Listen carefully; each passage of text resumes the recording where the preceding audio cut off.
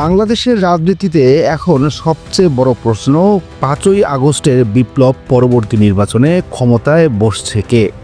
দীর্ঘদিনের হিসেব নিকেশ উল্টে দিয়ে এবার কি তবে জামায়াতে ইসলামী চমক দেখাতে যাচ্ছে? অনেকেই একে অসম্ভব মনে করলেও মাঠ পর্যায়ের ভোটের গণিত কিন্তু ভিন্ন কথা বলছে। বিএনপির অভ্যন্তরীণ কোন্দল আর জামায়াতের নজিরবিহীন বিশৃঙ্খলার মাঝে দাঁড়িয়ে জামায়াত কি সত্যি এককভাবে বা জোটগতভাবে সরকার গঠনের পথে? আজকের বিশেষ বিশ্লেষণে আমরা দেখব জামায়াতের সরকার গঠনের পেছনের যৌক্তিক কারণ। আপনি যদি এই চ্যানেলে নতুন হয়ে থাকেন সাবস্ক্রাইব করুন এবং বেল বাটন চাপুন। গত কয়েক দশকের ইতিহাসে জামায়াতে ইসলামী কখনোই এত বড় সুযোগের সামনে দাঁড়ায়নি। আওয়ামী লীগের অনুপস্থিতিতে মাঠ এখন দুই প্রধান শক্তির দখলে, বিএনপি এবং জামায়াত। কিন্তু যেখানে বিএনপিতে প্রায় প্রতিটি আসনেই একাধিক বিদ্রোহী প্রার্থী নিয়ে গৃহযুদ্ধ চলছে, সেখানে জামায়াত একটি ইস্পাত কঠিন শৃঙ্খলার পরিচয় দিচ্ছে।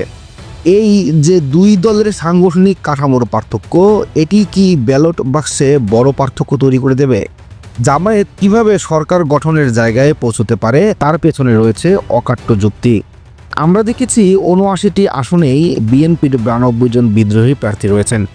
যখন একটি আসনে বিএনপির অফিসিয়াল প্রার্থীর বিরুদ্ধে দলেরই অন্য নেতারা লড়বেন, তখন জাতীয়তাবাদী ভোট ২ বা ৩ ভাগে বিভক্ত হবে।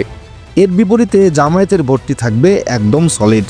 এই সলিড ভোট ব্যাংক এবং বিএনপির ভোট স্প্লিট জামায়াতকে অনেক আসনে খুব অল্প ব্যবধানে জয় এনে দিতে পারে। জামায়াত এবার তাদের কৌশলে আমূল পরিবর্তন এনেছে। তারা হিন্দু ও অন্যান্য সংখ্যালঘু সম্প্রদায়ের সুরক্ষা কমিটি গঠন করেছে এবং তাদের মধ্য থেকে প্রার্থীও দিচ্ছে। যদি সংখ্যালঘুরা মনে করে যে বিএনপি নয় বরং শৃঙ্খলিত জামায়াতই তাদের নিরাপত্তা দিতে পারবে, তবে জামায়াতের জয় ঠেকানো কঠিন হবে। ৫ই আগস্টের পর জামায়াত যেভাবে রাস্তা পরিষ্কার, ট্রাফিক নিয়ন্ত্রণ এবং পাহারা দেওয়ার মাধ্যমে সাধারণ মানুষের কাছে যাওয়ার চেষ্টা করেছে, তাতে কট্টরপন্থী তকমাটি অনেকটাই হালকা হয়ে গেছে। বিশেষ করে নতুন প্রজন্মের ভোটাররা যারা কাজ পছন্দ করে, তারা জামায়াতের এই সক্রিয়তাকে ইতিবাচকভাবে দেখছে।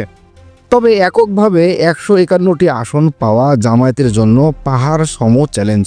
কারণ আন্তর্জাতিক মহলের গ্রহণযোগ্যতা এবং দেশের মডারেট ভোটারদের একটি বড় অংশের মনে এখনও জামায়াত নিয়ে ভীতি আছে। সেখানে জামায়াত যদি এককভাবে সংখ্যাগরিষ্ঠতা নাও পায়, তবে তারা এমন একটি সংখ্যা নিয়ে সংসদে আসতে পারে যা ছাড়া কেউ সরকার গঠন করতে পারবে না। অর্থাৎ কিংশিপ না পেলেও কিং মেকার হওয়ার সম্ভাবনা জামায়াতের শতভাগ। আর বিএনপির বিদ্রোহী কাটা যদি উপড়ে ফেলা না যায়, তবে জামায়াতই হতে পারে জোট সরকারের প্রধান তালিকা শক্তি। রাজনীতিতে শেষ বলে কিছু নেই। বিএনপির বিশৃঙ্খলা কি জামায়াতকে ক্ষমতার পথ তৈরি করে দেবে, নাকি শেষ মুহূর্তে বিএনপির সব কোন্দল মিটিয়ে ঘুরে দাঁড়াবে? আপনার এলাকায় কার পাল্লা ভারী?